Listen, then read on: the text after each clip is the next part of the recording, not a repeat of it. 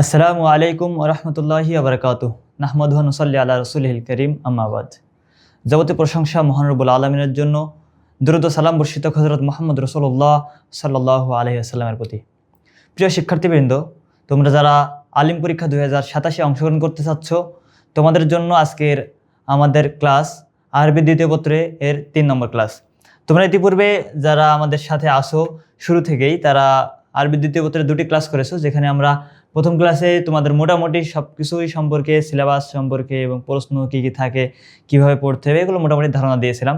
দ্বিতীয় ক্লাসে আমরা একটি গুরুত্বপূর্ণ টপিক নিয়ে আলোচনা করেছিলাম, যে ভুল বাক্য দেওয়া থেকে যেগুলো শুদ্ধ করতে হয়, তা সহিহুল জুমাল বলা হয়, এগুলো কিভাবে সমাধান করবে সেই বিষয়ে কিছু টেকনিক আমরা দেখিয়েছিলাম।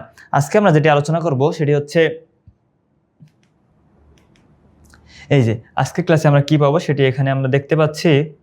আজকের ক্লাসে আমরা লিখিত প্রশ্ন, অর্থাৎ তোমাদের একবারে 1 থেকে 10 পর্যন্ত প্রশ্নে, 1 থেকে 10 পর্যন্ত যে 10টা প্রশ্ন থাকে প্রশ্নের ভিতরে, তার মধ্যে 7টি প্রশ্নের উত্তর দিতে হয় 5 করে নম্বর, 5 সাথে 35 নম্বর, অর্থাৎ বড় একটি নম্বর কিন্তু এখানে রয়েছে। এই প্রশ্নগুলোর জন্য আমরা কিছু সাজেশনস আজকে তোমাদেরকে দেখাবো। সেই সাথে সাথে আমরা এই প্রশ্নগুলোর উত্তরটা কি হতে পারে আসলে মোটামুটিভাবে আমরা বোঝানোর চেষ্টা করবো ইনশাআল্লাহ। দেখো, বিষয় হলো প্রশ্নগুলো আসলে তোমরা মুখস্থ করবে, মুখস্থ করে গিয়েই লিখবে, এটাই স্বাভাবিক, কারণ আরবিতে লিখতে হয়। বেশিরভাগই তোমরা হয়তো আরবিতে ফ্রি হ্যান্ড রাইটিংয়ে এক্সপার্ট না, মুখস্থ করে লিখবে, কিন্তু যদি বিষয়টা বোঝা থাকে তাহলে কিছু না কিছু সহযোগিতা হবে ইনশাআল্লাহ। এবং বোঝাটা গুরুত্বপূর্ণ আসলে, শুধুমাত্র পরীক্ষায় লিখে আসলাম এটা কিন্তু আমাদের শিক্ষার মূল লক্ষ্য নয়। এজন্য আমরা মুখস্থ করব, পরীক্ষায় লিখবো, পাশাপাশি যেন আমরা জিনিসটা বুঝতে পারি। আর বুঝতে পারলে তোমাদের মুখস্থ করতেও সহজ হবে এবং পরীক্ষায় লিখতেও সহজ হবে। চলো তাহলে আমরা কথা না বাড়িয়ে আমরা আলোচনা শুরু করি। আচ্ছা, প্রথমে তোমাদের যে প্রশ্নটা এখানে আমরা রেখেছি সেটি হচ্ছে আরিফ ইলমান নাহু সুম্মা বাইয়িন মাওজুআহু ওয়া গরজাহু ওয়া মান হুয়া মুদাউবিন ইলমান নাহু। যেখানে একটা প্রশ্নে কিন্তু অনেকগুলো অংশ থাকে, সেই অংশগুলো আগে আমাদেরকে ফাইন্ড আউট করতে হয় যে প্রশ্নে কী কী চেয়েছে, এবং আমাকে উত্তর করার সময় অবশ্যই সেই প্রত্যেকটা পার্ট আলাদা আলাদাভাবে মার্কিং করতে হবে, যে আমি এই প্রত্যেকটা পার্ট লিখেছি সেটা যেন শিক্ষকের নজরে আসে। যেমন আমরা যদি বলি যে আরিফ ইলমান নাহু, তাহলে এটা একটা পার্ট, ইলমান নাহুর পরিচয় দাও। এরপর সুম্মা বাইয়িন মাওজুআহু, এরপর কি করো, এই যে ইলমে নাহুর আলোচ্য বিষয় কি সেই বিষয়টা নিয়ে বর্ণনা করো, অর্থাৎ আলোচ্য বিষয়টা কি সেটা বলো। গরজাহু, এর লক্ষ্য কি, ইলমে নাহু লক্ষ্যটা কি সেটা। ও মান হুয়া মুদাউবিনু ইলমে নাহু, এবং ইলমে নাহু শাস্ত্রের সংকলন কে করেছেন বা এটা রচয়িতা কি, এরকম জাতীয় আমরা অর্থটা করতে পারি। আচ্ছা, তাহলে আমরা একটু শেষ দিক থেকে শুরু করি। শেষ দিক থেকে শুরু করলে এই পরবর্তী অংশগুলো বুঝতে আমাদের জন্য খুবই সুবিধা হবে। দেখো, আমরা সাধারণত যে কোরআন পড়ি বা আরবি সাহিত্যে যে বইগুলো পড়ি, এখন তোমরা যেহেতু আলেমে পড়ো, তোমরা দেখেছো আরবি সাহিত্যের তোমাদের বইয়ে কোনো জের জবর পেশ এই হরকতগুলো দেওয়া নেই। তো সাধারণত আগে কিন্তু এই সকল বই এমন ছিল, অর্থাৎ জের জবর পেশ তখন আবিষ্কারই হয়নি, কিন্তু তখন কিন্তু দেওয়াই হতো না। জের জবর পেশ ওরকম বেশিরভাগ বইয়েই দেওয়া থাকতো না, কোনো বইয়ে দেওয়া থাকতো না। তো এই সময় কেউ যখন পড়তে যদি ছোটো ভুল করে ফেলতো, তাহলে দেখা যেত অনেক ভুল হয়ে যেত। যেমন আমার একটা সূচনাটা কখনো হয়েছিল, এটা নিয়ে যদি আমরা বলি যে কুরআনুল কারিমে একটা আয়াত রয়েছে, সূরা সম্ভবত এটা সূরা তাওবার আয়াত, সূরা বারাআত বা সূরা তাওবা, ইন্নাল্লাহা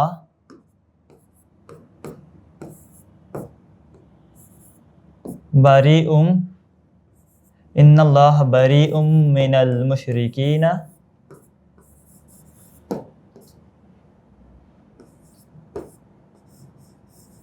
ওয়া রাসূলুহু। এই আয়াতটা খেয়াল করো, যখন আমরা এই আয়াতটা অর্থ করব তখন দেখো ইন্নাল্লাহ, নিশ্চয় আল্লাহ, বারিউম মুক্ত, মিনাল মুশরিকিনা মুশরিকদের থেকে, ওয়া রাসূলুহু, এবং তার রাসূলও, অর্থাৎ আল্লাহ তাআলা মুশরিকদের থেকে মুক্ত, তার রাসূলও মুশরিকদের থেকে মুক্ত। অর্থাৎ রাসূলের আল্লাহর মুশরিকদের সাথে আল্লাহর কোনো সম্পর্ক নেই, মুশরিকদের সাথে রাসূলেরও কোনো সম্পর্ক নেই। কিন্তু এখানে সমস্যা হচ্ছে যখন রাসূলুহু না পড়ে রাসূলিহি পড়া হবে। তো আলী রাদিয়াল্লাহু তাআলা আনহু যখন খলিফা, তখন আবুল আসওয়াদ দুয়ালি নামে একজন তাবেঈ ছিলেন, বিখ্যাত তাবেঈ। তিনি একজনের তেলাওয়াত করতে শুনলেন কোরআনের এই আয়াতটা, ইন্নাল্লাহা বারিউম মিনাল মুশরিকিনা ওয়া রাসূলিহি।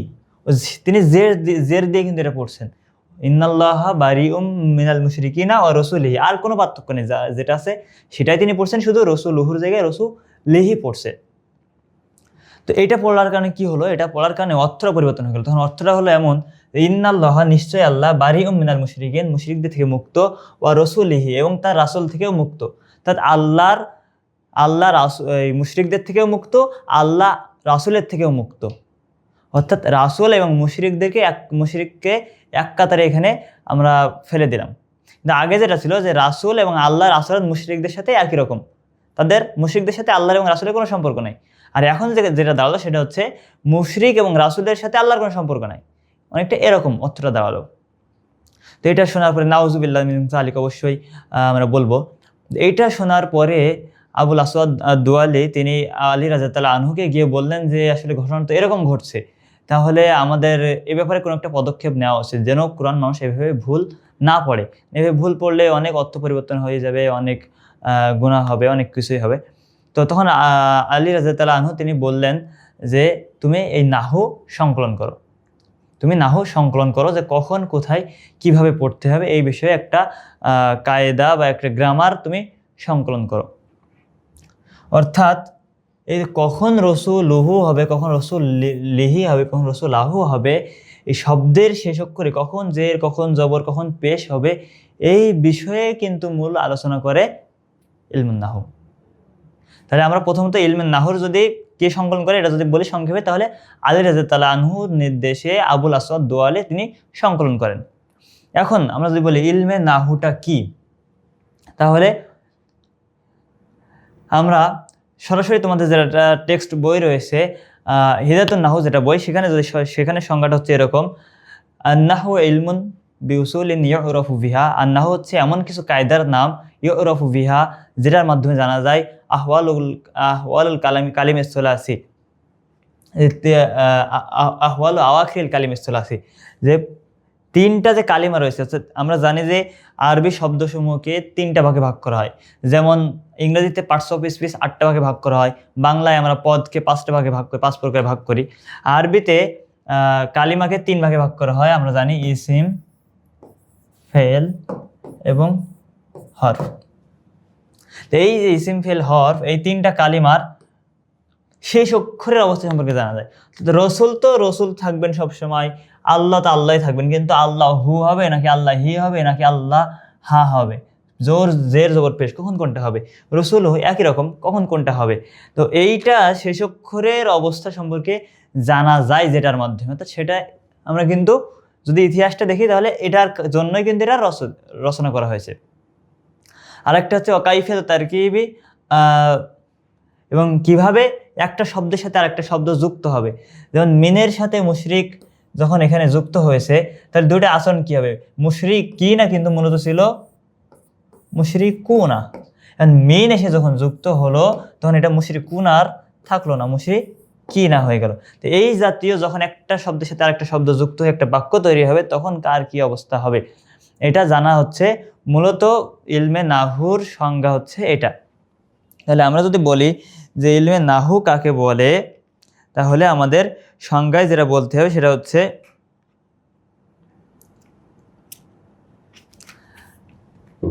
আরবি শব্দের আরবি যে 3 প্রকার কালিমা রয়েছে, এই 3 প্রকার কালিমা শেষ অক্ষরের অবস্থা যখন বাক্যের মধ্যে আসবে, যখন তারকিবে আসবে, বাক্যের মধ্যে আসবে, তখন শেষ অক্ষরে তার অবস্থাটা কি হবে এটা জানার জন্য যেই নীতিমালা, সেই নিয়মকানুনকে বলা হয় ইলমে নাহু। যে নীতিমালা জানলে আমি এইটার পেশ জবর জের বুঝতে পারবো, সেটা হচ্ছে ইলমে নাহু। আশা করছি তোমরা এটা বুঝতে পারছো। আচ্ছা, চলো এবার আমরা আরেকটু দেখি। আচ্ছা, আমরা একটু একটা আলাদা পেজ নিয়ে নিই। আচ্ছা, এখানেই দেখি আমরা, সমস্যা নাই। তাহলে আমরা তারিফ দেখলাম, আমরা মানহুয়া মুদাউইন ইলমিন নাহু দেখলাম। মাউজু আহু কি? মাউজু হচ্ছে আল কালিমাতু ওয়াল কালাম, আল কালিমাতু ওয়াল কালাম। আমরা যদি বাংলায় বলি তাহলে শব্দ ও বাক্য। কালিমা, ইসিম, ফেল, হরফ আমরা তো বললাম কালিমা 3 প্রকার। আর ওই 3টা মিলে যখন যেহেতু বাক্য হয় সেহেতু কালাম ও আলোচনার বিষয়। কারণ আমরা বলেছি যে যখন বাক্যেই শব্দ ব্যবহার হয় তখন শব্দের শেষ অবস্থা নিয়ে আলোচনা করে। বাক্যে যদি ব্যবহার না হয় তাহলে সব শব্দেই রফা হবে, অর্থাৎ সব শব্দ জাইদুন সবসময় জাইদুনই থাকবে, কোনো জাইদিন বা জাইদান এরকম হয়ে যাবে না। তাহলে এই জিনিসটা আমাদেরকে বুঝতে হবে। এই জন্য এর মাউজু ওহু বা এর আলোচ্য বিষয় হচ্ছে আল কালিমা ওয়াল কালাম, দুটি জিনিস। গরজুহু, এর উদ্দেশ্যটা কি? তাহলে ইলমে নাহু যে আমরা পড়বো, ইলমে নাহু যারা রচনা করেছেন বা আমরা যে পড়ি, এটার উদ্দেশ্য কি? এটার উদ্দেশ্য হচ্ছে সিয়ানাতু, যে তোমার হিদায়াতুন নাহর পরিভাষায় যেটা আছে সেটা হচ্ছে সিয়ানাতু যিহনি আনিল খতা ইল লাফজি, সিয়ানাতু যিহনি ফিল কালামিল আরবি। সিয়ানাতু যিহনি মানে হচ্ছে ব্রেন, যিহন মানে হচ্ছে মস্তিষ্ক, মেধা। সিয়ানা মানে মুক্ত রাখা, সিয়ানাতু যিহনি মস্তিষ্ককে মুক্ত রাখা, আনিল খতা ইল লাফজি আরবির ভুল থেকে, শাব্দিক ভুল থেকে, ফিল কালামিল আরবি আরবি কথার ক্ষেত্রে। তো আরবিতে আমি একটা বাক্য বলবো, সেখানে যেন শব্দে কোনো ভুল না থাকে, বাক্যে কোনো ভুল না থাকে, সেখান থেকে আমার মস্তিষ্ককে রক্ষা করবে যেই শাস্ত্রটা, সেই শাস্ত্রটার নামই হচ্ছে ইলমুন নাহু। তাহলে আমরা যদি এবার এই প্রশ্নটা সামারি করি, আশা করি তোমরা বুঝতে পারবা যে তারিফ ইলমে নাহু, ইলমে নাহু কি। আসলে প্রথমে তো ইলমে নাহু তোমরা তো এগুলো জানোই যে ইলম এবং নাহু, ইলম শব্দটি এক বচন, বহু বচন উলুম, এবং এটার কি কি অর্থ হতে পারে? আল ফাহমু আল মারিফাত, জানা, অনুধাবন করা, জ্ঞান অর্জন করা। তারপর নাহুর কি কি অর্থ হতে পারে? নাহু দ্বারা এই যে অর্থগুলো হতে পারে, তোমার উদাহরণ হতে পারে, নাহু অর্থ দিক আছে, নাহু অর্থ তোমার ওই উদাহরণ বা সাদৃশ্য, এরকম বিভিন্ন রকম অর্থ আছে। যাই হোক, এগুলো তো তোমরা দেখে নিবে, এগুলো আমাদের প্রয়োজন নেই, যেহেতু তোমরা মুখস্থ করার সময় এগুলো মুখে মুখস্থ করে নিবে। আমরা শাব্দিক অর্থে যাবো না, আমরা মূলত যেটা আলোচনা করবো সেটা হচ্ছে মূল বিষয়টা বোঝার চেষ্টা করবো শুধু। তাহলে ইলমে নাহু হচ্ছে এমন শাস্ত্র যেটা জানার মাধ্যমে বাক্যে ব্যবহৃত আরবি শব্দের শেষ অক্ষরের অবস্থা জানা যায়। এর আলোচ্য বিষয় কি? কালিমাল কালাম। এর উদ্দেশ্য কি? এর উদ্দেশ্য হচ্ছে আরবি বাক্য বলার সময় বা আরবি বাক্য ব্যবহারের সময় শাব্দিক ভুল ত্রুটি থেকে মানুষকে রক্ষা করা বা কথককে, বক্তাকে রক্ষা করা। আর সর্বশেষ কে এটা সংকলন করেছেন? তিনি হচ্ছেন আলী রাদিয়াল্লাহু আনহু এর নির্দেশে আবুল আসওয়াদ আদ-দুয়ালি এটা সংকলন করেছেন। চলো, 1 নম্বর প্রশ্ন চলে গেল, এখন আমরা 2 নম্বর প্রশ্ন দেখব। আচ্ছা, 2 নম্বর প্রশ্ন কি আছে? বাইয়িনিল আসবাবা লিমানইস সরফ মা হিয়া ওয়া কাম হিয়া বাইয়িন মুমাসসালান। আচ্ছা, এই প্রশ্নে যাওয়ার আগে আমরা একটা জিনিস একটু তোমাদেরকে দেখাই। জাআনি জাইদুন, তোমরা যারা আরবি মোটামুটি বুঝো তাদের কাছে এগুলো আসলে খুবই সহজ, কিন্তু যারা ঠিক বুঝো না, একটু কম বুঝো, তাদের জন্য আশা করি এটা বুঝতে আজ থেকে কষ্ট হবে না, সহজ হবে ইনশাআল্লাহ।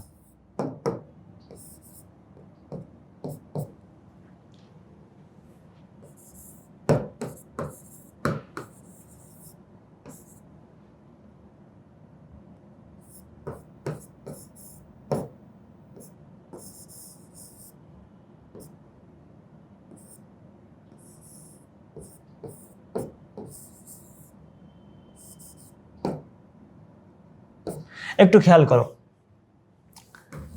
খেয়াল করো তাহলে বুঝতে পারবা। দেখো, সাধারণত এই যে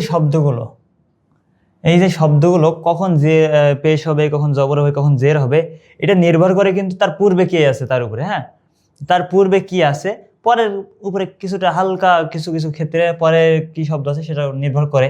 যেমন মুজাফ ইলাইহি যদি পরে থাকে তাহলে মুজাফে এক পেশ হয়, তখন তানবিন হয় না। এরকম কিছু জায়গা আছে, কিন্তু বেশিরভাগ ক্ষেত্রে আগে কি আছে সেটার উপর নির্ভর করে।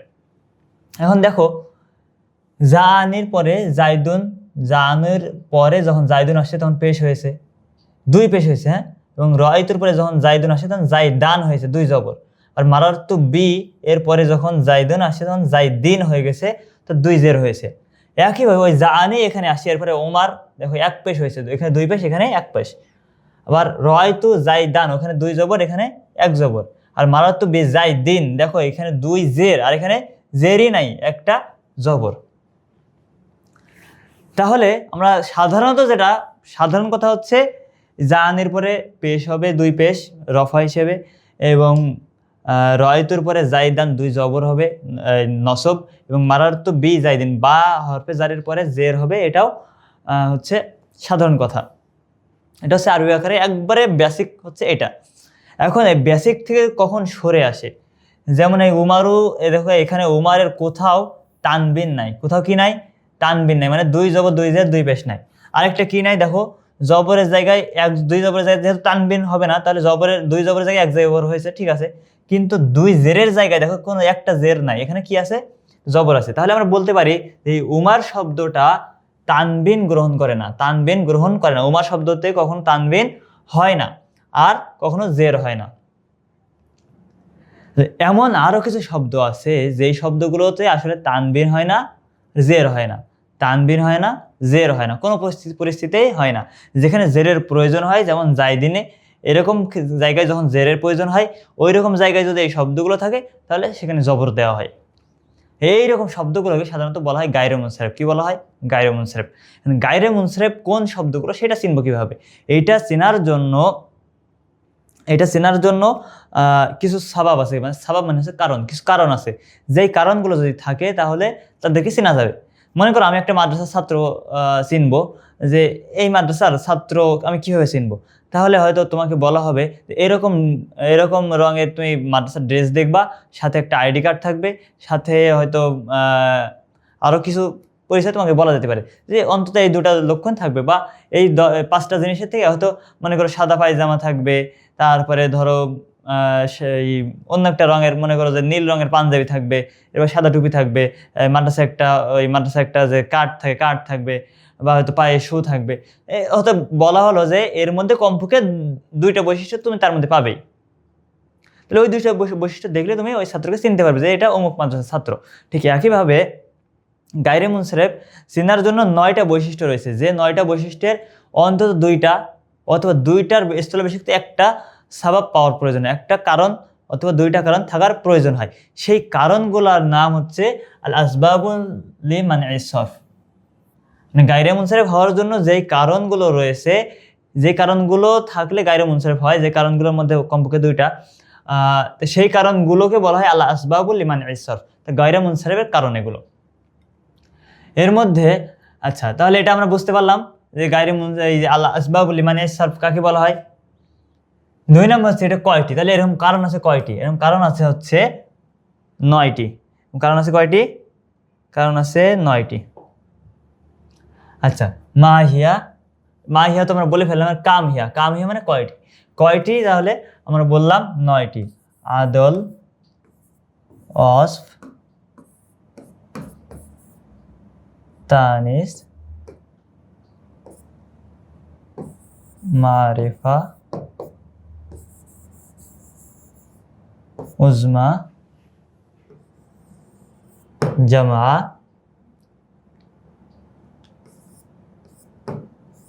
ওজনুল ফেল। কয়টা হলো? 3, 5, 7টা। তারকিব, আলিফ ওয়া নুন জায়েদাতান। একটু খেয়াল করো, এই এই 9টা কারণ আমি লিখে ফেলেছি, 4টা আছে, 5টা আছে। এই 9টা কারণ, কি একটু আমরা সংক্ষেপে দেখি। আদল মানে হচ্ছে পরিবর্তন হওয়া। মনে করো এই যে উমার শব্দটা তোমাদের একটু আগে তোমরা যেটা দেখলে, এটা ছিল মূলত আমের। ব্যাকরণের নিয়ম অনুযায়ী এটা আমের হওয়ার কথা ছিল, কিন্তু আরবরা এটাকে ওমার হিসেবে ব্যবহার করে। আমের শব্দ থেকে পরিবর্তন হয়ে ওমার এসেছে। এই যে কোনো শব্দের মূল রূপ থেকে পরিবর্তন হয়ে আসে, এটাকে বলা হয় আদল। ওয়াসফ কি? ওয়াসফ হচ্ছে গুণ বর্ণনা করার কিছু শব্দ, যে শব্দগুলো কারো গুণ বা রং এই জাতীয় কিছু বর্ণনা করে। যেমন আসওয়াদু মানে কি? কালো। আহমারু মানে কি? লাল। ঠিক আছে। আচ্ছা, এবার তানিস মানে মুয়ান্নাস। এটা তোমরা সবাই জানো। যে কোনো মুয়ান্নাস শব্দ এখানে হতে পারে, যেমন ফাতিমা। ঠিক আছে। মারিফার অনেকগুলো চিহ্ন আছে, যেমন আলিফ লাম দিয়ে মারিফা হয়, তারপরে মুজাফ হলে মারিফা হয়।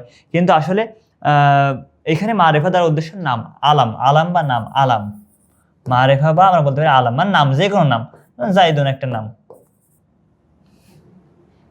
একটা নাম। আচ্ছা, এবারে উজমা হচ্ছে যেগুলো অনারবি শব্দ, যেগুলো আরবি শব্দ না, অনারবি শব্দ। যেমন আমাদের বাংলা ভাষায় আমরা অনেক শব্দ ব্যবহার করি যেগুলো আসলে বাংলা শব্দ না। যেমন আমরা ব্যবহার করি চেয়ার, চেয়ার কি বাংলা শব্দ? চেয়ার ইংরেজি শব্দ, তাই না? বাংলা শব্দ হচ্ছে কেদারা, কিন্তু আমরা কিন্তু কেদারা ব্যবহার করি না। তারপরে একইভাবে টেবিল, তারপর আরও অনেক শব্দ আমরা ব্যবহার করি, গ্লাস, কাপ, অনেক কিছুই আমরা ব্যবহার করি। যদি এখন বলতে থাকি অনেকগুলো তোমরা নিজেরাও জানো। তো এরকম আরবিতেও কিছু শব্দ রয়েছে যেগুলো আসলে আরবি শব্দ নয়, অনারব শব্দ, এগুলোকে বলা হয় উজমা। যেমন আমরা যদি দেখি নবীদের নাম, পৃথিবীতে যত নবী এসেছেন তার মধ্যে মাত্র 6 জন বাদ দিয়ে অধিকাংশ বাকিদের নবীদের নাম কিন্তু আরবি নয়, অন্যান্য ভাষার নাম, ঠিক আছে? তো এই নামগুলো সবই উজমার মধ্যে পড়বে। তাহলে আমরা এরকম একটা নাম বলতে পারি ইব্রাহিম, ঠিক আছে? আচ্ছা, এরপর জমা। জমা দ্বারা সব ধরনের জমা কিন্তু উদ্দেশ্য নয়, জমা দ্বারা সব ধরনের জমা উদ্দেশ্য নয়। যেমন আমরা বলি কিতাবুন, এর জমা কুতুবুন। তা আমরা দেখেছি না সব জায়গায় কুতুবুনে জবর জের পেশ সবই হয়, তানবিন হয়, কুতুবুন বলছি আমরাও। তারপরে আরও অন্যান্য যেগুলোই বলি না কেন অনেক জমা আছে, কিন্তু এখানে জমা দ্বারা উদ্দেশ্য হচ্ছে জমা মুনতাহাল জুমা, অর্থাৎ এটা দুটা ওজন আছে, মাসাজিদু মাসাবিহু, এরকম। অর্থাৎ এরকম একটা আলিফ থাকবে, 5টা অক্ষরে যদি জমা হয় তাহলে এই পাশে 2টা, এই পাশে 2টা, মাঝখানে একটা আলিফ থাকবে। আর যদি 6টা অক্ষরে হয় তাহলে এই পাশে 2টা আর এই পাশে আলিফের পরে 3টা অক্ষরের ক্ষেত্রে মাঝখানে অক্ষরটা বা সাকিন বিশিষ্ট হবে। এরকম ওজনে যে জমাগুলো আসে সেগুলো হচ্ছে জমা মুনতাহাল জুমু, এবং এইগুলো হচ্ছে এই গায়রে মুনসারিফ হওয়ার সাবাব। ওজনুল ফেল, ফেলের ওজনে, অর্থাৎ ইসিম কিন্তু ফেলের মতো দেখতে, ইসিম কিন্তু ফেলের মতো দেখতে। যেমন আমি যদি বলি যে আমরা মুজারিতে একটা ফেল আছে আমাদের, যদি গর্দান দিই ইয়াফ আলু ইয়াফ আলানে ইয়াফ আলুনা, তাফ আলু তাফ আলানে ইয়াফ আলনা, তাফ আলু তাফ আলানে তাফ আলুনা, তাফ আলিনা তাফ আলানে তাফ আলনা, আফ আলু নাফ আলু। যে আফ আলু একটা ফেল আছে, তাই না? আফ আলু, দেখো আমরা যদি আফ আলু, এই যে আহমারু শব্দটা লিখলাম, আমরা যদি এটাকে এখানে লিখি, দেখো আহমারু আর আফ আলু ওজনটা একই না? একই রকম। এটা হচ্ছে তারকিব। তারকিব মানে হচ্ছে সংযুক্ত হওয়া। তারকিব মানে হচ্ছে সংযুক্ত হওয়া, যখন 2টা আলাদা শব্দ একসাথে হয়ে একটা শব্দ হিসেবে ব্যবহার হয়। 2টা আলাদা শব্দ যখন একসাথে হয়ে একটি শব্দ হিসেবে ব্যবহার হয়। যেমন আমরা যদি বাংলায় চিন্তা করি, যে মনে করো নবীনগর একটা জায়গার নাম, তাই না? নবীনগর একটা জায়গার নাম আছে না? তাই নবী কি একটা আলাদা শব্দ না? নগর একটা আলাদা শব্দ না? নবীনগর কি একটা শব্দ? কিন্তু নবী আর নগরে একসাথে করে একটা জায়গার নাম রাখি, এটা একটা শব্দই পরিণত হয়েছে, তাই না? তারপরে হবিগঞ্জ, তারপরে গোপালগঞ্জ, তারপরে চাঁদপুর, চাঁদ আর পুর 2টা আলাদা জিনিস। তারপরে রাজশাহী, বেশিরভাগ অনেকগুলো নাম কিন্তু এরকম আমাদের রয়েছে। তো এরকম আরবিতে কিছু এরকম আলাদা নাম মিলে, যেমন একটা উদাহরণ, খুবই প্রচলিত উদাহরণ হচ্ছে বালা বাক্য। বালা আলাদা শব্দ আর বাক্য আলাদা শব্দ, এই 2টা মিলে একটা শব্দ গঠিত হয়েছে, তারকিব। এটাকে বলা হচ্ছে তারকিব, অর্থাৎ 2টা শব্দ মিলে একটা শব্দে রূপান্তরিত হয়েছে। আর আলিফ আর নুন জায়দাতান, কিছু শব্দ রয়েছে যেখানে আলিফ আর নুন অতিরিক্ত হিসেবে ব্যবহার হয়েছে, অর্থাৎ আলিফ নুন থাকলেও যা, আলিফ নুন না থাকলেও তা, শব্দের অর্থে কোনো পরিবর্তন আসবে না। যেমন আমরা যদি বলি উসমান, ইমরান, এই যে আলিফ নুন শব্দের শেষে আলিফ আর নুন, এগুলো হচ্ছে অতিরিক্ত, এগুলো অর্থের ক্ষেত্রে বা কোনো ক্ষেত্রে কোনো প্রভাব রাখে না, এটা অতিরিক্ত আলিফ নুন। তাহলে এই শব্দগুলো, এই যে সাবাবগুলো আমরা দেখলাম, এই সাবাবগুলোর মধ্যে কমপক্ষে 2টা সাবাব, কমপক্ষে 2টা সাবাব যার ভিতরে থাকবে সে কিন্তু গায়রে মুনসারিফ হবে। তবে হ্যাঁ, জমা মুনতাহাল জুমু যদি হয়, এটা যদি হয় তাহলে কিন্তু 2টা সাবাবের প্রয়োজন নেই, তাহলে কিন্তু একটা সাবাবই যথেষ্ট।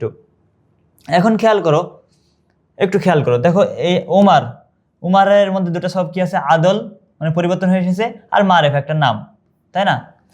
একইভাবে আমরা যে জায়েদ কথাটার দিকে খেয়াল করি, জাইদুন, দেখে এটা কিন্তু একটা নাম, কিন্তু তারপরেও এখানে আমি 2 পেজ দিয়েছি, কারণ নাম হলেও এটা অন্য কোনো সাবাবের সাথে মিলছে না, মানে 2টা সাবাব এখানে পাওয়া যাচ্ছে না, একটাই সাবাব আছে। একটা সাবাব পাওয়া গেলে গায়রে মুনসারিফ হবে না, 2টা সাবাব কিন্তু পাওয়া লাগবে। ফাতেমা, ফাতেমার মধ্যে 2টা সাবাব কি আছে? কি আছে? তানিস আছে, আর ফাতেমা একজনের নাম, মারেফা আছে, ঠিক আছে? তাহলে এইভাবে আমাদেরকে বুঝতে হবে যে, তাহলে আমরা যদি এবার এটাকে সামারি করি, এখানে যেটা প্রশ্নে বলেছে যে আসবাবে মানে সার্ফ কি, এটি কয়টি, কি কি উদাহরণসহ বলো। তাহলে আমরা দেখলাম যে আসবাবে মানে সার্ফ হচ্ছে এমন কতগুলো বৈশিষ্ট্য যেগুলো থাকলে শব্দকে গায়রে মুনসারিফ বলা হয়। সেই শব্দ হচ্ছে জের এবং তানবিন গ্রহণ করে না, বা জের ও তানবিন গ্রহণ করতে বাধা দেয় এমন কতগুলি কারণ আমরা এইভাবে বিভিন্নভাবে সংজ্ঞায়িত করতে পারি। এরপরে দেখো মা হিয়া, তো বললাম। এরপর কাম হিয়া, নয়টি কি কি এটা বলে ফেললাম, উদাহরণ সহ আমরা দেখিয়ে দিয়েছি। আশা করি তোমাদের বুঝতে আর কোনো অসুবিধা থাকার কথা নয়। চলো এরপরে আমরা পরবর্তী প্রশ্নে যাই। তোমাদের যদি কোথাও বুঝতে অসুবিধা থাকে অবশ্যই তোমরা কমেন্টে জানাবে, এবং আমাদের চর্চা গ্রুপ রয়েছে, অবশ্যই তোমরা সেখানে জানাবে। বিশেষ করে যদি আরবি সাবজেক্টে কোনো জায়গায় কোনো দুর্বলতা থাকে, কোনো জায়গায় সমস্যা থাকে, তাহলে অবশ্যই আমাকে মেনশন দিয়ে, আমি হচ্ছে নাজমুন নাইম, তোমরা নামটা দেখেছো, আমার নাম্বার ওখানে দেওয়া আছে, এবং ওখানে টিচার অ্যারাবিক ব্র্যাকেটে দিয়ে এভাবে লেখা আছে, তোমরা দেখতে পাবা। ওখানে তোমরা নক করলে আমরা বা মেনশন দিয়ে তুমি যদি গ্রুপে মেসেজটা করো, তাহলে আমরা সমাধান করার চেষ্টা করবো ইনশাআল্লাহ। চলো এরপরে আমরা যেটা দেখবো, যে প্রশ্নটা দেখবো সেটি হচ্ছে আল আসমাউল মানসুবাত মা হিয়া ওয়া কাম হিয়া বাইন কুল্লা কিসমিন মুমাসসালান। আচ্ছা,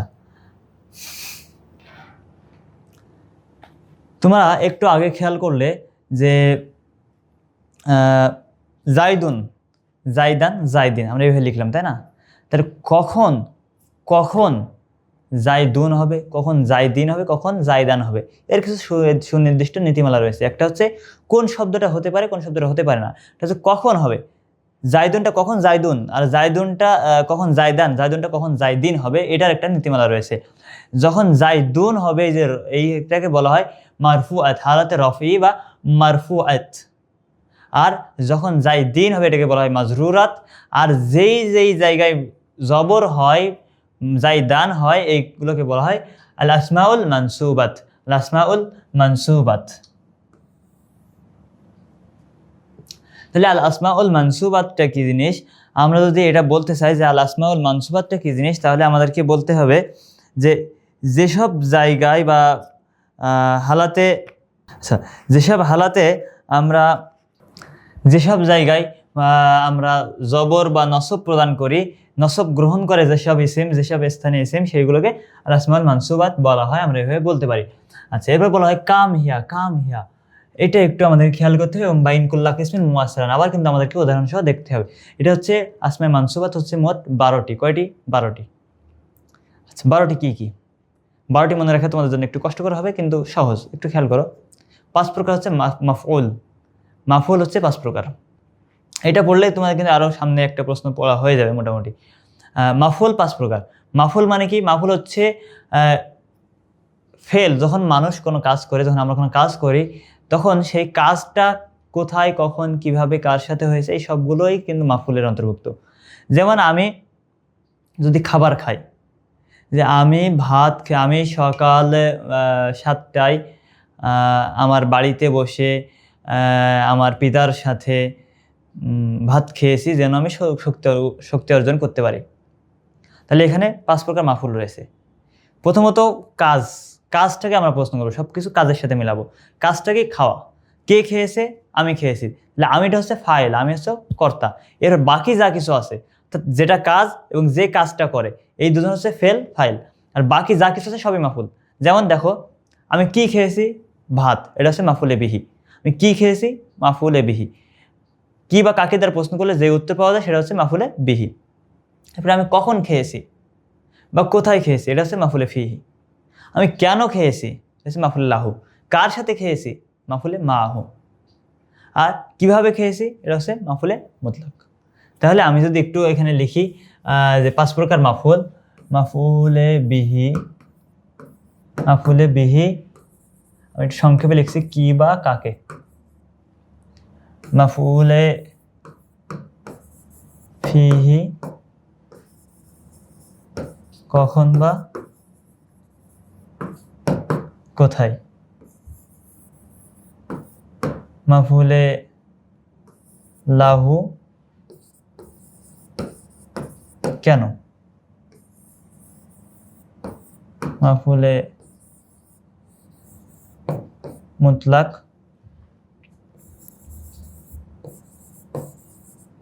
কিভাবে।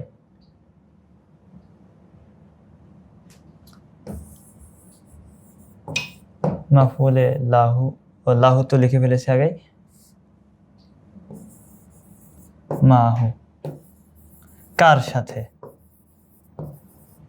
আচ্ছা, আমার লেখাটা আসলে দ্রুত লেখার কারণে তো খুব ভালো হয়নি, তোমরা বুঝতে পারছো কিনা আমার আশা করি তোমরা বুঝতে পারছো।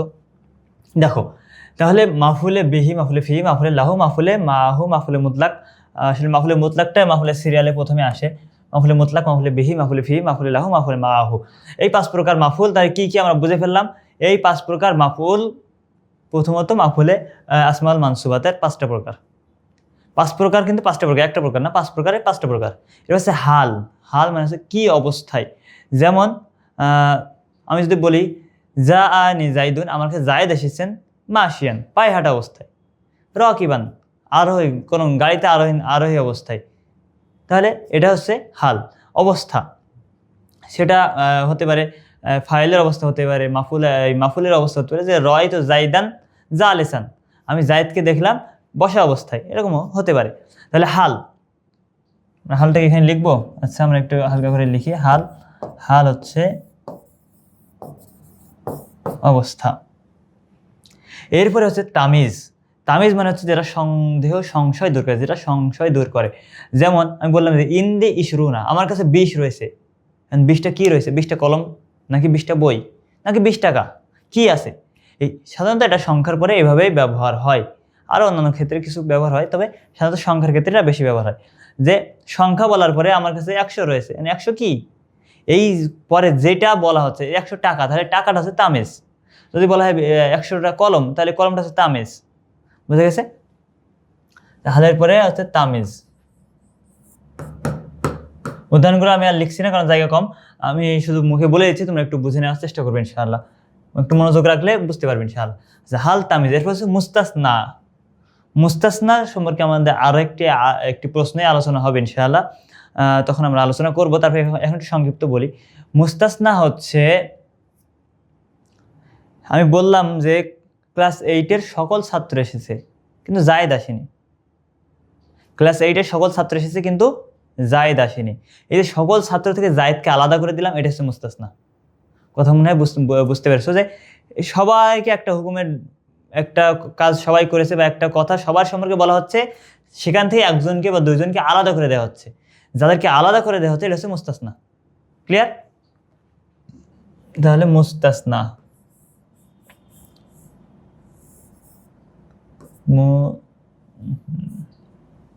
আচ্ছা মুস্তাসনা এটাই।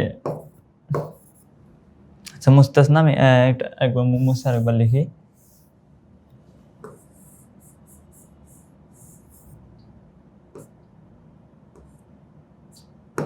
মুস্তাসনা, মিম সিন তা সা নুন ইয়া, মুস্তাসনা।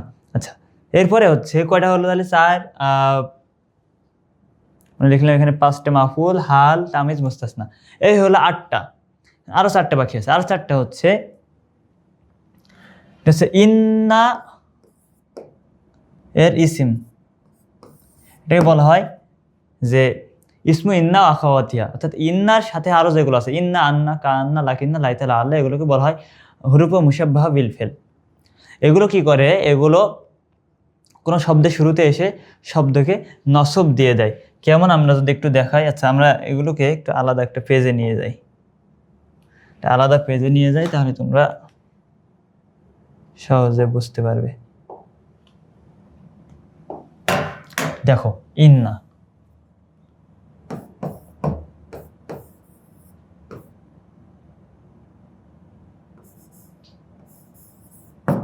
দেখো ইন্না যদি বাদ রাখি তাহলে আমরা এটাকে কি বলবো? আল্লাহু আলিমুন, আল্লাহু আলিমুন। কিন্তু যখন আমি এখানে ইন্না ধরবো, ইন্নাল্লাহু আর পড়তে ইন্নাল্লাহা আলিমুন।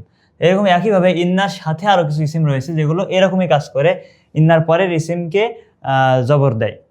এরকম আরো 5টা রয়েছে, মোট 6টা। ইন্না, আন্না, কান্না, লাকিন্না, লাইতালা, আল্লাহ। তাহলে এইগুলোর ইসিমকে, এটাকে বলা হয় ইন্নার ইসিম, আর এটাকে বলা হয় খবর। এটা হচ্ছে ইসিম, এটা হচ্ছে খবর। তাহলে এই যে ইসিম এবং খবর, এই দুইটার মধ্যে ইন্না এসে এটাকে নসব দেয় এবং এটাকে রফা দিয়েছে। এখন আরেকটা দেখো, তোমরা কোরআন যদি যাদের কোরআন তোমরা বেশি পড়ো, তোমরা এটা সহজে বুঝতে পারবে। ইন্নাল্লাহ আলিমুন হাকিম, এভাবে বলে আমরা, কিন্তু কানাল্লাহু আলিমান খবীরা, এরকম কোরআনে আয়াত রয়েছে। কান আল্লাহু আলিমান খবিরা। দেখো এখানে আলিমুন ছিল, এখানে আলিমান হয়ে গেছে। ইন্নাল্লাহা ছিল, এখানে ইন্নাল্লাহ, কান আল্লাহু। অর্থাৎ ইন্না এসে যেটা করে, এখানে প্রথমে জবর দেয়, পরে পেশ দেয়। কানা এসে তার উল্টা করে, প্রথমটাতে পেশ দেয়, পরেরগুলোতে জবর দেয়। তাহলে এটাকে আমরা কি বলবো, এটা যদি ইসমে ইন্না ছিল, এটা হবে খবরে কানা, খবরে কানা। আর ও আখাওয়াতিয়া তার ভাই বোন, ইসমে ইন্না ও আখাওয়াতিয়া, ইন্না এবং তার ভাই বোনের ইসেম, তার বোনদের ইসেম, এবং খবরে কানা ও আখাওয়াতিয়া, কানা এবং তার বোনদের ইসেম। কানার সাথে কয়টা রয়েছে, ইন্নার সাথে যেমন আমরা বললাম ইন্নারা মোট 6 ভাই, 6 জন রয়েছে, ওর সাথে আরো 5 জন। কানার মোট 17 ভাই বোন, 17 বোন। কানার সাথে আরো 17টা রয়েছে। কানা সরাজল্লাহ তাজা, এইভাবে তোমরা একবারে লাইসা পর্যন্ত তোমরা পেয়ে যাবে তোমাদের বইয়ে, ঠিক আছে। আচ্ছা, তাহলে ওই পাশে ছিল 8টা, আর এখানে কিন্তু আর 2টা চলে গেল। আমরা একটু নাম্বারিং করি, এটা 9, এটা হচ্ছে 10, 11, তাই না? 11 হচ্ছে, আচ্ছা, ইসমু মাওয়ালা মুশাব্বাহাতাইন বিলাইসা। এই যে বললাম যে কানার সাথে একটা লাইসা আছে সর্বশেষ, এই লাইসার মতো, লাইসা মানে হচ্ছে না, নেই। তাহলে লা এবং মা ও লা, এই দুটা শব্দ কখনো কখনো লাইসার মতো অর্থ দেয়, নেই অর্থ দেয়। তখন এটা খবর, তখন এটার খবর হবে খবর মাওয়ালা মুশাব্বাহাতাইন বিলাইসা। তখন এইটার খবরটা কি হবে, এরকম হবে। যেমন আমি যদি বলি মা জাইদুন কাইমান, জায়েদ দাঁড়িয়ে নেই। মা এর ইসিম হচ্ছে এটা হচ্ছে খবর। তাহলে মা ওয়ালা, জায়েদ দাঁড়িয়ে নেই, এই যে নেই এর অর্থ দিচ্ছে। যখন মা ওয়ালা নেই এর অর্থ দিবে, লাইসের মতো অর্থ দিবে, তখন এখানে ওর ইসিমে হবে হচ্ছে রফা, আর খবরে হবে নসব। তাহলে খবরু মা ওয়াল্লা মুশাব্বাহাতাইনে বেলাইসা। আর 12 নাম্বার যেটা, সেটা হচ্ছে লা নাফি জিন্স, লা লিনাফিল জিন্স। অর্থাৎ একটা যে লা এসে একটা পুরো জাতিকে না বোধক করে দেয়। যেমন লা রজুল আফিদ্দার, ঘরে কোনো পুরুষ মানুষ নাই, তো পুরো পুরুষ মানুষকে বের করে করেছে। লা রজুল হাজিরুন, কোনো পুরুষ মানুষ উপস্থিত নাই। লা তালিবা হাজিরুন, কোনো ছাত্রই উপস্থিত নেই, ছাত্র জাতির ছাত্র বলতে কেউই নাই। সকল ধরনের মানে একটা পুরা জাতিকে কিন্তু এখান থেকে না বোধক করে দিচ্ছে। এটা যখন হবে তখন এটার উল্টা আবার, তখন এই লায়ের ক্ষেত্রে লা রজুলা, এখানে জবর, আর ফিদ্দার বা লা রজুলা কয়মন আমরা এটাকে বলতে পারি, সমস্যা নাই। আচ্ছা, যাই হোক, তাহলে এই যে এখানে জবর হচ্ছে, এটা কোথায়, ইসিমে, লায়ের পরের শব্দ, তার মানে ইসিমে। তাহলে আমরা 12 প্রকার পেয়ে গেলাম। মাফুলে মুতলাক, মাফুলে বিহি, মাফুলে ফিহি, মাফুলে লাহু, মাফুলে মাহু, হাল, তামিজ, মুস্তাসনা। তারপরে হচ্ছে ইসমে ইন্না আখাওয়াতিয়া, খবরে কানা আখাওয়াতিয়া, খবরে মাওয়ালা মুশাব্বাহাতাইনি বিলাইসা, আর ইসমে লাইনাফি জিন্স। এই 12 প্রকার হচ্ছে আমাদের আসমায়ে মানসুবাত, যেটা আমরা উদাহরণ সহ মোটামুটি দেখে ফেললাম। চলো, এরপরে আমরা যেটা দেখবো সেটা হচ্ছে নায়েবে ফাইল। এরপরে আমরা যেটা দেখবো সেটা হচ্ছে নায়েবে ফাইল। আচ্ছা, নায়েবে ফাইলটা কি জিনিস? নায়েবে ফাইল বোঝার আগে বাংলাতে বুঝো, আমরা আরবিতে পড়ে যাই, বাংলাতে আগে আমরা বুঝি। দেখো আমরা, আচ্ছা, বাংলা আগে আরবি 2টা বাক্য লিখি, তাহলে বুঝতে পারবা যে, আচ্ছা সরি, একটু এটা মিস্টেক হয়েছে। হ্যাঁ, দেখো, নাসারা জাইদুন, নাসারা,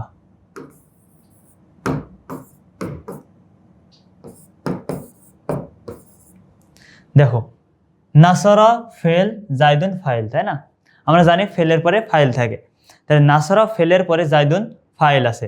তো এখানে নুসরাটাও কিন্তু ফেল, কিন্তু এটা ফেল মারুফ, এটা ফেল মাজহুল। ফেল মারুফ কি আর ফেল মাজহুল কি? যেই ফেলের ফাইল জানা থাকে, অর্থাৎ নাসারা মানে সাহায্য করেছে, কে সাহায্য করেছে? জায়েদ সাহায্য করেছে। তাহলে সাহায্য যিনি করেছেন তার কথাটা জানা আছে। আর নুসিরা মানে সাহায্যকৃত হয়েছে, যাকে সাহায্য করা হয়েছে। তাহলে কে সাহায্য করেছে এটা কিন্তু এখানে মুখ্য বিষয় নয়। মুখ্য বিষয় হচ্ছে কাকে সাহায্য করা হয়েছে। নুসিরা জায়েদুন মানে জায়েদকেই সাহায্য করা হয়েছে, জায়েদ সাহায্যকৃত হয়েছে, এটা হচ্ছে ফেল মাজহুল। তাহলে ফেল মাজহুলের যেটা ফেল মাজহুলের মাফুল এই ফাইলের জায়গায় ফেল মারুফের যে ফাইল হয়, যেখানে ফেল মাজহুলের ক্ষেত্রে এই ফাইলের স্থানে যে জিনিসটা বসে, যে জায়গাটা যে শব্দটা বসে, এটাকে বলা হয় নায়েবে ফাইল। আমার মনে হয় আমি বোঝাতে পারছি যে ফেল মারুফ ফেল মাজহুল, ফেল মারুফের ক্ষেত্রে যেখানে ফেলের পরে ফাইল হয়, ঠিক ফেল মাজহুলের ক্ষেত্রে ফাইলের জায়গায় যেইটা বসে সেটাকে বলা হয় নায়েবে ফাইল। তাহলে আমরা বলতে পারি যে ফেলের ফাইলের স্থলাভিষিক্ত যে তাকে বলা হয় নায়েবে ফাইল। নায়েবে ফাইল অর্থ কিন্তু সেটাই, নায়েবে ফাইল মানে ফাইল স্থলাভিষিক্ত। আমরা প্রিন্সিপাল আরবি কি জানো? মুদির। প্রিন্সিপাল মুদির মানে প্রিন্সিপাল, আর ভাইস প্রিন্সিপাল নাইবুল মুদির। নাইবুল মুদির মানে ভাইস প্রিন্সিপাল। তাহলে প্রিন্সিপালের যিনি স্থলাভিষিক্ত, যখন প্রিন্সিপাল থাকবেন না, একইভাবে এটা এরকম যে ফাইল যখন থাকবেন না তখন নাইব ফাইলটাই ফাইলের মতো কাজ করে। বুঝা গেছে? তাহলে নাইব ফাইল হচ্ছে এটা। ওমা হুকমুহু, এর হুকুমটা কি হবে? এর হুকুমটা আসলে অনেকগুলো বিষয় নিয়ে তোমাদেরকে আলোচনা করতে হবে। এর হুকুমটা আসলে এটা এমন নয় যেটা হচ্ছে তোমার করা যাবে বলে সহজেই বোঝানো যাবে অনেকগুলো বিষয়। কিন্তু আমরা যদি সরাসরি বলি যে এটা এর হুকুম, তাহলে হচ্ছে এটা রফা হবে। এটা একদিক থেকে হুকুম, কয়েক দিক থেকে কিন্তু এর হুকুমটা আলোচনা করা যায়। তারপরে একদিক থেকে হুকুম হচ্ছে যেটা সরাসরি হুকুম বলা যায়, সেটা হচ্ছে এটা সবসময় রফা হয়। অর্থাৎ যেসব ইসিমে সবসময় পেশ হয় বা রফা হয়, সেগুলোর মধ্যে 1 নম্বর হচ্ছে ফাইল, 2 নম্বর হচ্ছে নাইবে ফাইল। বা 1 নম্বর মুবতাদা, 2 নম্বর খবর, তারপর 3 নম্বর ফাইল, 4 নম্বর নাইবে ফাইল। নাইবে ফাইল সবসময় রফা হবে, এটাই হচ্ছে তার হুকুম, আমরা এটা বলতে পারি। সাথে এর হুকুমের ক্ষেত্রে আরও বিষয় আলোচনা করা যেতে পারে, যে কখন মুজাক্কার হবে, কখন মুয়ান্নাস হবে, ফেলটা কখন মুজাক্কার, ফেলটা কখন মুয়ান্নাস, এই বিষয়গুলো আলোচনায় তোমাদের গাইডগুলো নিয়ে আসতে পারে। কিন্তু এর মূল হুকুম যেটা, সেটা হচ্ছে রফা হবে। উক্ত মুমাসসালা উদাহরণ তো আমি দেখাই দিলাম, এটাই মূলত উদাহরণ, এখানে তেমন কিছু আলোচনা নেই।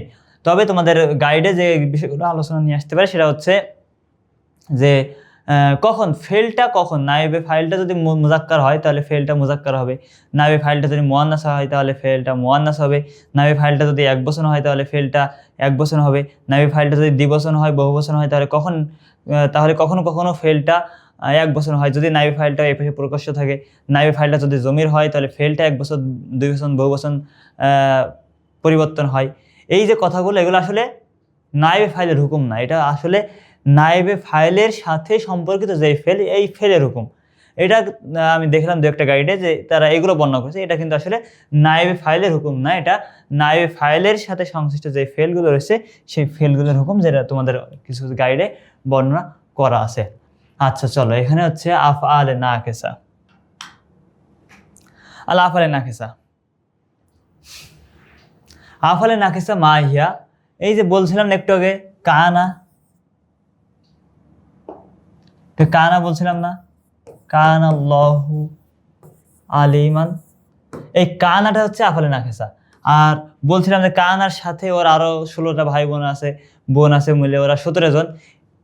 এই 17 জন হচ্ছে এই কাম হিয়া, এই 17টা হচ্ছে কানা, সরা, জল্লা, বাতা, আজবা, আমসা, আজহা, আদা, মা ফাতিয়া, মা বারিয়া,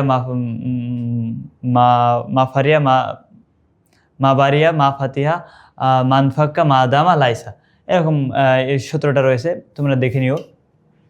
এই 17টা সবগুলোকে হচ্ছে আফআলে নাকিসা বলা হয়। অর্থাৎ এগুলো আফআল, যেহেতু ফেলের বহুবচন কিন্তু আফআল, তার মানে আফআল নাকিসা মানে পরিপূর্ণ ফেল না, এগুলো কিন্তু ত্রুটিপূর্ণ ফেল। এগুলো ফেল কিন্তু ইসিমের মতো পুরোপুরি সকল ফেলের মতো এগুলো রূপান্তর হয় না বা ব্যবহার হয় না, এই জন্য এগুলোকে এরকম আফআলে নাকিসা বলা হচ্ছে, যেগুলো পরিপূর্ণ ফেল নয়, তবে এর আমল ফেলের মতো হয়। কামিয়া এটা 17টি বললাম, এবং আমালুহা, এর আমলটা তো বলে দিলাম যে এর এটা হচ্ছে ইসিম আর এটা হচ্ছে খবর। এটা হচ্ছে কানার ইসিম, তার মানে ইসমে কানা, আর কানার খবর তার মানে খবরে কানা। তাহলে এই যে কানার ইসিমকে রফা দিবে আর খবরকে নসব দিবে, এটা হচ্ছে তার আমল। কানা তার ইসিমকে রফা দিবে, খবরকে নসব দিবে, এটা হচ্ছে কানার আমল বা আফআলে নাকিসা সবারই আমল। কানার জায়গায় যদি তোমার লাইসা থাকে তারপরে এরকমই আমল হবে। আশা করি এটা বুঝতে পারছো। আর ওইখানে যে সূত্রটা রয়েছে সূত্রটা তোমরা একটু দেখে নিবে, তাহলে হবে। সূত্রটা মুখস্থ করলে আর বাকি সবগুলো উদাহরণ তো একই রকম, জাস্ট এই পাশে পরিবর্তন করে দিলে এই পাশেটা নিয়ে খুব একটা ভাবনা চিন্তার দরকার নেই। সবগুলো একইভাবে, প্রথমটায় রফা হবে, তারপরটা নসব হবে। আচ্ছা চলো, এরপরে হচ্ছে যেটা আসছে আমাদের জন্য সেটা হচ্ছে মা হুয়াল বদল। আজকের মতো আমরা এটা দিয়ে ক্লাসটা শেষ করব। আরও কিছু আসলে আলোচনা করার দরকার ছিল, কিন্তু ক্লাসটা অনেক লম্বা হয়ে যাচ্ছে, তোমরা বিরক্ত হয়ে যাবে, এবং আসলে এতগুলো একসাথে আলোচনা করলে তোমাদের মাথায় থাকবে না। হয়তো মনোযোগ দিয়ে দেখতে পারবে, কিন্তু জিনিসটা মাথার ভিতরে পরিপূর্ণ থাকবে না। এই জন্য আজকে আমরা বদল দিয়ে শেষ করব। আরও যেহেতু আমার কাছে কয়েকটা ছিল, যদি তোমরা দেখো এই যে আমার কাছে কিন্তু আরও এই যে মা হিয়া সিফাতুল মুশাব্বা, মা হুয়াল ইসমুল মাফুল, যদিও ইসমুল মাফুল সম্পর্কে একটু আলোচনা হয়েছে, মা হুয়াল মাফুলে বিহি, যদিও মাফুলে বিহি সম্পর্কে হালকা আলোচনা হয়েছে, কিন্তু এইগুলো নিয়ে আরও আলোচনা রয়েছে। তা আমরা সবগুলো আজকে আলোচনা করব না, আমরা সময় পেলে আমরা আরও আগামীতে আলোচনা করবো ইনশাআল্লাহ। এবং এখানে তো মোটামুটি 7টা বা 8টা প্রশ্ন আছে, আরও কিছু প্রশ্ন পড়তে হবে। আর আমরা সাধারণত বাছাই করে পড়ছি, কারণ পুরো বইটা এখন তোমাদের পুরো সিলেবাস কমপ্লিট করার মতো হাতে সময় তোমাদের নেই। আমরা গতবার তোমাদেরকে মোটামুটি যতটুকু প্রয়োজন ততটুকু, যারা গত ব্যাচে ছিল, যারা 2026 পরীক্ষা দিয়ে শেষ করলো কিছুদিন আগে, তাদেরকে পুরোপুরি মোটামুটিভাবে যতটুকু পড়ানোর দরকার পড়িয়েছিলাম, এবং একটা সাজেশন দিয়েছিলাম। সাজেশনের মধ্যে 11টা প্রশ্ন ছিল, প্রশ্ন আসে 10টা, আমরা দিয়েছিলাম 11টা। এর মধ্যে প্রশ্ন দেখলাম যে 8টা প্রশ্ন কিন্তু ওই 11টার মধ্যে থেকে আসছে। সুতরাং আমরা যদি এগুলো যেগুলো আমরা সিলেবাস সাধারণত আমরা শুরু থেকে একবারে ওরকম 10টা 11টা দিতে পারি না, আমাদের হয়তো 15-16টা বা আরও কিছু বেশি প্রশ্ন হয়তো পড়ি, আমরা তোমাদেরকে পড়াবো যদি তোমরা পেইড ব্যাচে ভর্তি হও। আজকে তো ম্যারাথন মতো শুধু দৌড়ে চলে যাচ্ছি, পরিপূর্ণভাবে পুরোপুরি সব কিছু ধরে ধরে বিশ্লেষণ করা সম্ভব হচ্ছে না। যদি তোমরা পেইড ব্যাচে ভর্তি হও, তাহলে আমরা প্রত্যেক ক্লাসে মাত্র একটা করে প্রশ্ন দেখব, সাথে অন্যান্য জিনিসগুলো দেখব, অন্যান্য যে আইটেমগুলো রয়েছে, তারকিব রয়েছে, শূন্যস্থান পূরণ রয়েছে, ফেল বাছাই করা রয়েছে, তারপরে বাংলা থেকে আরবি রয়েছে, আরবি থেকে বাংলা রয়েছে, এই সবগুলো একটা একটা করে আমরা দেখব, সাথে একটা করে প্রশ্ন প্রতিদিন আমরা দেখব। এইভাবে আমরা মোটামুটি 14-15টা প্রশ্ন পড়ে ফেলবো। আর এর মধ্যে ফাইনালি হয়তো পরীক্ষার আগে গিয়ে আমরা একটা সাজেশন তৈরি করবো, সেখানে হয়তো 10 থেকে 12টা প্রশ্ন থাকতে পারে। এটা এত আগে তৈরি করা সম্ভব হয় না, কারণ আরও অনেক কিছু আনুষঙ্গিক ব্যাপার থাকে, যেমন তোমার মডেল টেস্ট পরীক্ষাগুলো হবে, মডেল টেস্টগুলো আমরা কোশ্চেন বিশ্লেষণ করব, এরপরে আরও কিছু ব্যাপার থাকে, তখন এই জন্য আস্তে আস্তে দেওয়া যায়।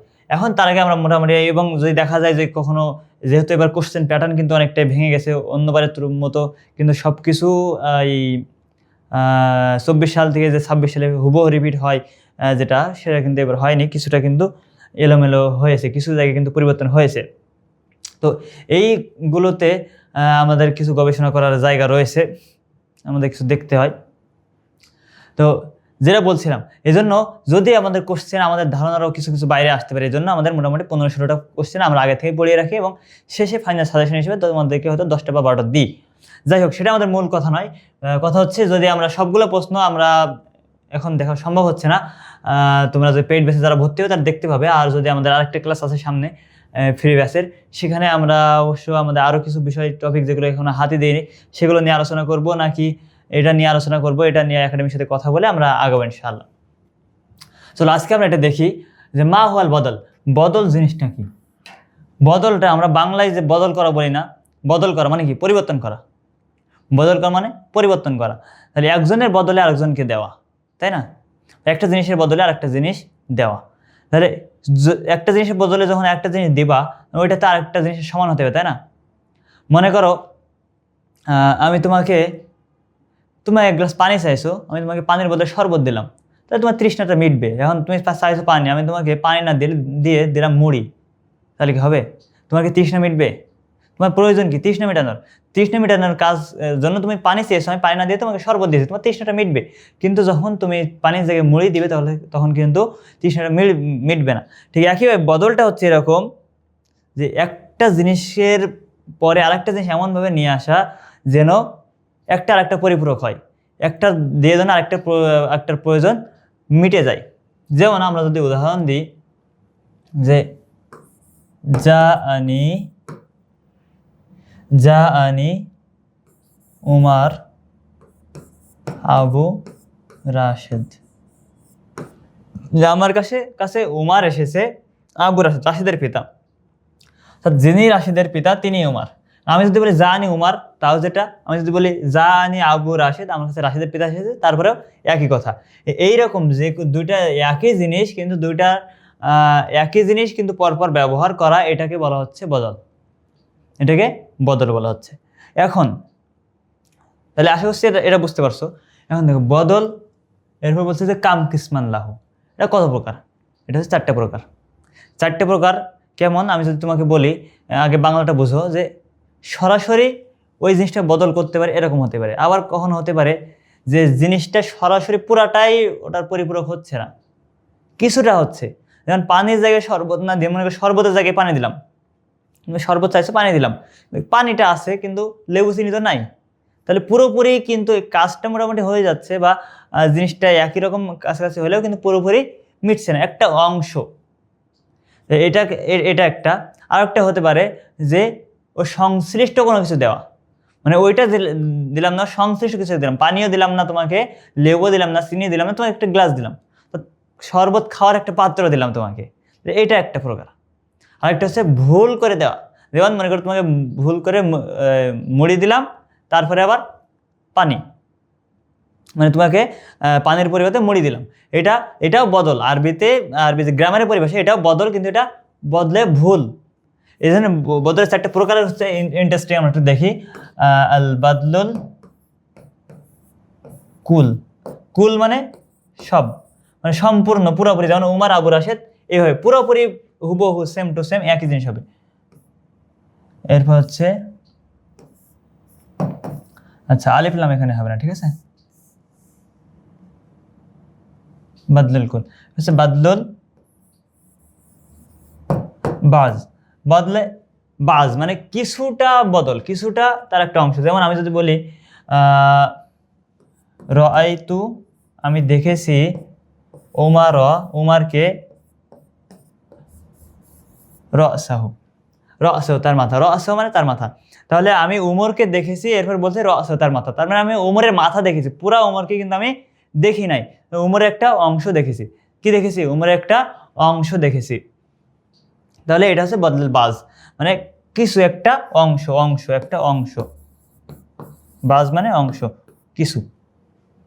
এরপর হচ্ছে বদলুল ইস্তেমাল, বদলুল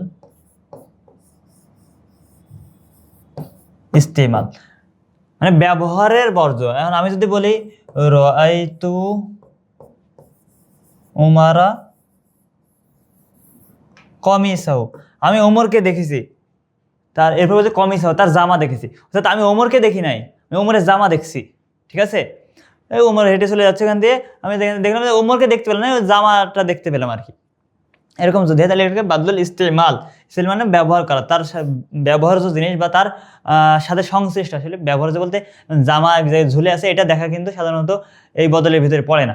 মূলত যেটা তার সাথে সংশ্লিষ্ট, আমার গায়ে যে পোশাকটা আছে এটা যখন তুমি দেখবে, কারণ আমার পোশাক দেখেছো তার মানে আমাকেই তো দেখেছো এখানে, তাই না? আমার পোশাকটা আমার গায়ে আছে, এজন্য এটাকে বদল হিসেবে গণ্য করা হয়। আরেকটা যেটাকে বদল বলা হয় সেটা হচ্ছে বদলুল গলত। বদলুল গলত মানে হচ্ছে ভুল বদল, ভুল। যেমন তুমি বললে রাআইতু যায়দান উমারা, মানে আমি যায়েদকে দেখেছি, ওমরকে দেখেছি, মানে বিষয়টা এরকম যে আমি রায়হানকে নাবিলকে দেখেছি, ঠিক আছে। এরকম যদি হয় যে আমি আব্দুল্লাহকে আব্দুর রহমানকে দেখেছি, যে আগে আব্দুল্লাহ বলে তার জায়গায় আব্দুর রহমান বলছে, আসলে আব্দুল্লাহকে আমি দেখি নাই, দেখছি আব্দুর রহমানকে। বিষয়টা হচ্ছে এরকম যে রাআইতু উমারা যায়দান যদি বলি, তাহলে রাআইতু উমারা যায়দান, আমি উমরকে দেখি নাই, আমি যায়েদকে দেখছি, রাআইতু উমারা যায়দান, মানে আমি ওমরকে জায়েদকে দেখেছি, এরকম বিষয়টা, ঠিক আছে। ভুল করে আগে ওমর শব্দটা মুখ দিয়ে বের হয়ে গেছে, এরকম। তাহলে একটা হচ্ছে পরিপূর্ণ বদল হবে, যেটা একটা একবারে পুরোপুরি স্থলাভিষিক্ত করলে কোনো সমস্যা নাই। আরেকটা হচ্ছে তার একটা অংশ হবে, তার শরীরের কোনো একটা হাত পা মাথা কোনো একটা অংশ হতে পারে। আরেকটা হচ্ছে তার ব্যবহৃত কোনো একটা জিনিস দেখতে পারে, সেটা টুপি হতে পারে, পায়জামা হতে পারে, জামা হতে পারে, অন্য কিছু হতে পারে। আরেকটা হচ্ছে ভুল করে অন্য একটা বলে তারপরে আবার সেইখানে সঠিকটা বলা, এটা হচ্ছে বদলুল গলত। এই হচ্ছে আমরা মোটামুটি বদলটা পড়ে ফেললাম। তাহলে বদল মানে পরিবর্তন করা, একটা আরেকটা স্থলাভিষিক্ত হতে পারে, এরকম দুটি শব্দ পরপর নিয়ে আসা, একটি আরেকটির বদল, একটি আরেকটির ইরাব গ্রহণ করে। আর কাম কিসমান হলো 4টে প্রকার তো পড়ে ফেললাম, উদাহরণও বলে ফেললাম। তাহলে আজকের ক্লাসটা আমরা এখানেই সমাপ্ত করছি, যেহেতু অনেকটা লম্বা সময় ধরে তোমরা ক্লাস করছো, আর বেশি আমার মনে হয় না তোমরা নিতে পারো। তবে তোমরা এক কাজ করতে পারো, এই প্রশ্নগুলো তোমরা লিখে নিতে পারো বা দেখে নিতে পারো। মা হিয়া সিফাতুল মুশাব্বা, এটি বেশ ইম্পর্টেন্ট প্রশ্ন তোমাদের জন্য। তারপরে মা হুয়াল ইসমিল মাফুল, এটাও মোটামুটি গুরুত্বপূর্ণ প্রশ্ন। মাফুলে বিহি একটা হালকা আলোচনা হয়েছে, কিন্তু পরের অংশটা আলোচনা হয়নি, এটাও গুরুত্বপূর্ণ প্রশ্ন। তো এইগুলো বদল আসলে এখানে ডবল হয়ে গেছে, বদল না, এটা হাল হওয়ার কথা, মা হুয়াল হাল, হালটাও তোমরা একটু দেখে নিও। এগুলো হচ্ছে মোটামুটি প্রশ্ন, তোমরা দেখে নিও। আর আমরা যেহেতু পেড বেসে যখন ক্লাস হয়, আবার আমরা এগুলো নিয়ে আলোচনা করবো ইনশাআল্লাহ। আর সবশেষ তোমাদের জন্য যেভাবে বিদায় নিই, তোমাদের কোনো প্রশ্ন থাকলে অবশ্যই আমাদেরকে কমেন্ট বক্সে জানাবে। আর আল্লাহ তোমাদেরকে তৌফিক দান করুন, যেন তোমরা ভালোভাবে জ্ঞান অর্জন করতে পারো এবং পরীক্ষায় সফলতা লাভ করো। শুধুমাত্র জ্ঞান অর্জন, আমরা যেমন জ্ঞান অর্জন করলাম, অনেক কিছু জানলাম, কিন্তু পরীক্ষায় লিখতে পারলাম না, ভালো ফলাফল হলো না, সেটা যেমন আমাদেরকে আশাহত করে। একইভাবে পরীক্ষা অনেক ভালো ফলাফল, কিন্তু তুমি যখন বড় একটা জায়গায় যাবে, যেখানে যখন তুমি প্রশ্নের সম্মুখীন হবে, তখন উত্তর দিতে পারবে না, তখন দেখবে তোমার রেজাল্টটাই তোমাকে কখনো কখনো লজ্জা বয়ে নিয়ে আসবে। এই জন্য আমাদের কেবল রেজাল্টই প্রত্যাশিত নয়, সাথে সাথে আমাদের শেখাটাও প্রত্যাশিত। এই জন্য আমাদের পক্ষ থেকে সবসময় দোয়া যে তোমরা ভালোভাবে শিখো এবং ফলাফলটাও ভালো করো। আল্লাহ তাআলা আমাদের সকলকে তৌফিক দান করুন, আমাদেরকে কবুল করুন। আল্লাহুম্মা আমিন। সুবহানাক আল্লাহুম্মা ওয়া বিহামদিকা আশহাদু আল্লা ইলাহা ইল্লা আনতা আস্তাগফিরুকা ওয়া আতুবু ইলাইক। আসসালামু আলাইকুম ওয়া রাহমাতুল্লাহি ওয়া বারাকাতুহু।